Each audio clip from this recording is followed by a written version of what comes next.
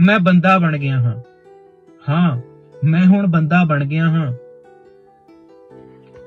ਯਕੀਨ ਕਰਿਓ ਦੋਸਤੋ, ਮੈਂ ਹੁਣ ਪਹਿਲਾਂ ਵਾਲਾ ਨਹੀਂ ਰਿਹਾ। ਮੈਂ ਤਾਂ ਪਤਾ ਨਹੀਂ ਕਿੰਨੀ ਵਾਰ ਮਰ ਮਰ ਕੇ ਦੁਬਾਰਾ ਜਿਉਂਦਾ ਹੋਇਆ ਹਾਂ। ਮੈਂ ਸਕੂਲ ਵਿੱਚ ਪੜ੍ਹਨ ਵਾਲਾ ਉਹ ਪਤਲਾ ਹਲਕਾ ਜਿਹਾ ਜਵਾਕ ਵੀ ਨਹੀਂ ਰਿਹਾ ਜਿਹੜਾ ਸਕੂਲ ਦੀ ਕੰਧ ਨੂੰ ਝੱਟ ਟੱਪ ਜਾਂਦਾ ਸੀ। ਮੈਂ ਯੂਨੀਵਰਸਿਟੀ ਦੇ ਦਰਖਤਾਂ ਥੱਲੇ ਬੈਠ ਕੇ ਸ਼ਿਵ ਕੁਮਾਰ ਪੜ੍ਹਨ ਵਾਲਾ ਵੀ ਨਹੀਂ ਰਿਹਾ।